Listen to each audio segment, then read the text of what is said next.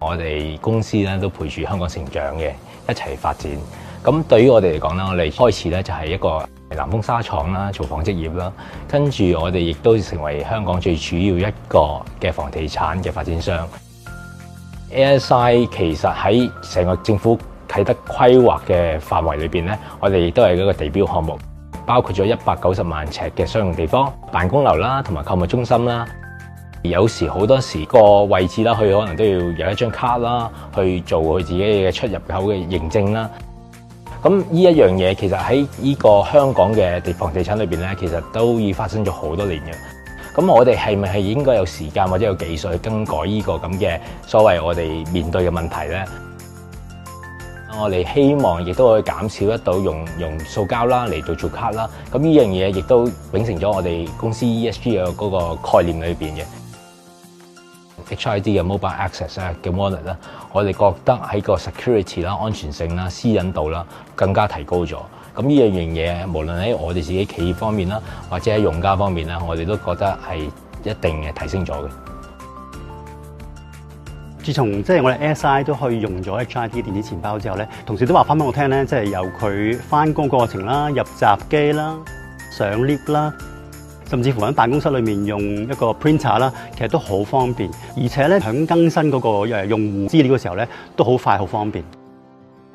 喺營運或者管理一個辦公樓嘅物業裏面咧，其實都會面對一啲租客搬出或者搬入啦，當中亦都要更新一啲嘅職員嘅資料。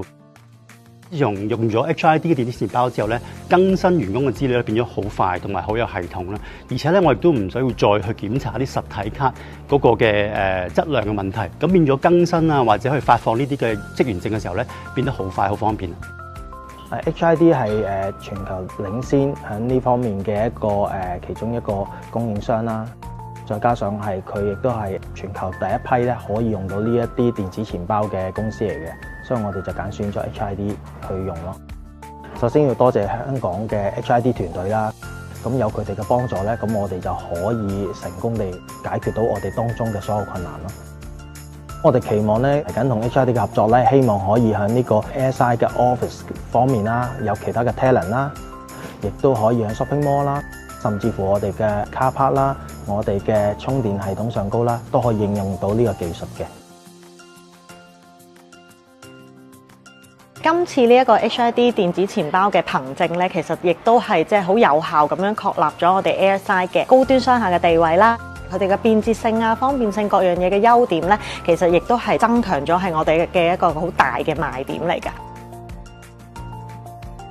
HID 電子錢包憑證咧，其實為我哋嘅租戶咧帶嚟咗一個好便捷性嘅通行方案啦。咁我哋亦都提供咗多一個選擇俾我哋嘅租戶啦，咁就可以迎合翻唔同用家嘅習慣啦，同埋需要，咁從而咧亦都可以提升企業形象啦，同埋租戶嘅滿意度嘅。